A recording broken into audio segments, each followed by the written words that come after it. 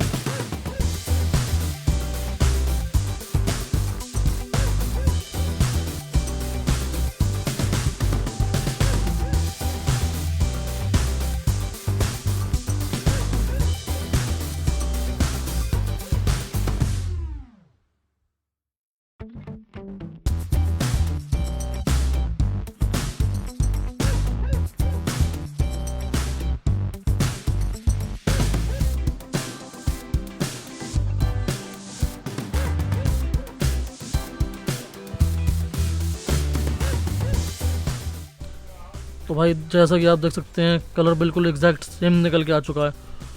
और जैसा कि मैं हर वीडियो में आपसे कहता हूँ कि आप जितना कलर को मिक्स करते जाएंगे उतना एक प्रॉपर कलर, एक प्रॉपर शेड निकल के आता जाएगा।